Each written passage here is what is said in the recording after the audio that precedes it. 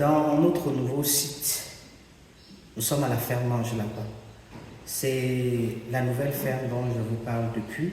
Ça fait exactement un an que je suis ce projet, que nous avons démarré cette ferme. On n'a pas encore fini. Donc vous imaginez bien combien d'argent nous sommes en train d'enterrer ici. Alors je fais surtout cette petite vidéo pour vous parler d'un petit élément. La semaine passée, lorsque j'ai publié une petite vidéo ou alors un extrait de vidéo de cette ferme, il y a quelques personnes qui nous ont posé une question très pertinente. C'était la question au niveau de l'aération du bâtiment. Alors, la préoccupation de ces personnes-là, c'était de savoir pourquoi est-ce que la ventilation ou l'aération du bâtiment est très faible. Donc, si vous regardez, effectivement, vous allez constater que nous avons réservé moins de demi-mètre sur le volet aération bâtiment. Voilà, on a réservé moins de demi-mètre. On est pratiquement à 40 centimes. Alors, pourquoi, effectivement, on a pensé à aérer notre bâtiment de la sorte? Alors, ce qu'il faut savoir, c'est que l'aération d'un bâtiment, suivez bien, l'aération d'un bâtiment de lapin dépend de plusieurs facteurs. Alors, lorsque vous êtes dans une zone chaude, comme ceux, par exemple, qui sont en Afrique de l'Ouest et qui sont proches, par exemple, du désert du Sahara, ou alors ceux qui sont en Afrique, en Afrique du Sud, voilà, qui sont proches du désert du Kalahari, vous allez faire un bâtiment qui est nettement plus aéré que celui-ci. Si vous n'avez pas un bâtiment qui est aéré suffisamment, vous serez contraint, n'est-ce pas, d'y installer un climatiseur. Et effectivement, pour le cas échéant, nous avons pensé à y installer 2 climatiseurs pour pouvoir contrôler plutôt, n'est-ce pas, la température du bâtiment. Je vais vous amener visiter, ou alors je vais vous montrer un petit appareil.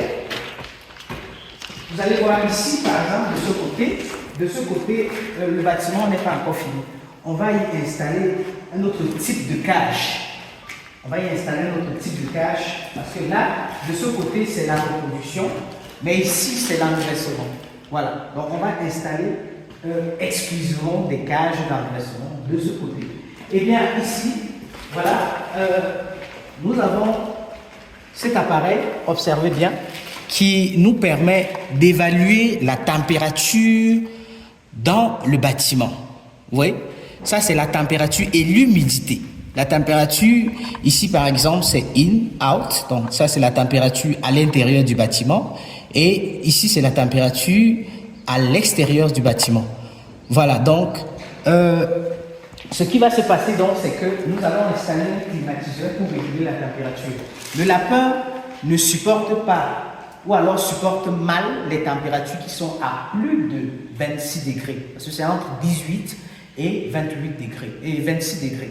Donc, il supporte déjà mal les températures qui sont à 28, 30, 37. Or, vous le savez bien, il y a des pays dans lesquels les températures peuvent aller ou vont jusqu'à 45 degrés à l'ombre.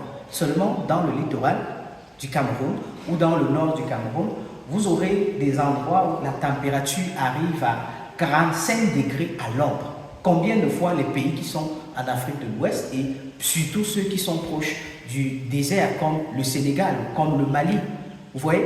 Donc, généralement, lorsque vous voulez faire votre bâtiment, si vous êtes dans les pays, n'est-ce pas, de l'Afrique de l'Ouest ou alors les pays chauds, vous allez prévoir pratiquement 2 mètres d'aération, bien évidemment en fonction de la hauteur du bâtiment. Voilà.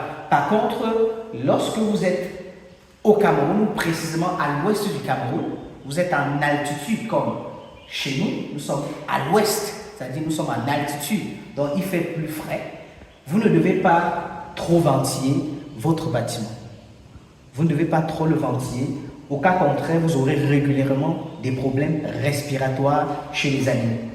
Alors, si vous voulez suffisamment aérer également, vous pouvez mettre le bâtiment par exemple à 3,5 mètres pour pouvoir prévoir une bonne aération. Mais rassurez-vous surtout que l'air qui rentre dans vos cages ne balaie pas l'intérieur. C'est-à-dire que si vous faites l'aération de telle sorte que l'air arrive à l'intérieur des cages, rassurez-vous, vos sujets auront régulièrement des problèmes respiratoires tels que le coryza. Par contre, si l'air balaie plutôt le dessus des clapiers, là c'est parfait. C'est parfait.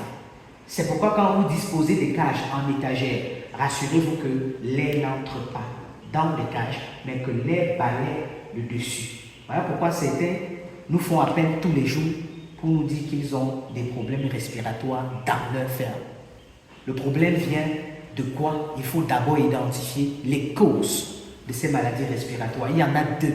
Soit c'est l'aliment qui est trop poussiéreux, soit c'est les courants d'air qui rentrent de façon désordonnée dans les cages et qui causent ces problèmes respiratoires à vos sujets. Donc ici, on a voulu prévoir une faible aération, mais réguler la température en y installant effectivement une clim. Donc lorsque les températures iront dans les 28-29 degrés, on va allumer la clim qui va réguler la température et la remettre entre 26, 25, 24 degrés. Voilà, j'espère bien que cette vidéo répond à la préoccupation de ceux qui me l'ont posé récemment lorsque j'ai fait une petite vidéo. On se dit à très bientôt pour de nouvelles vidéos. Ciao.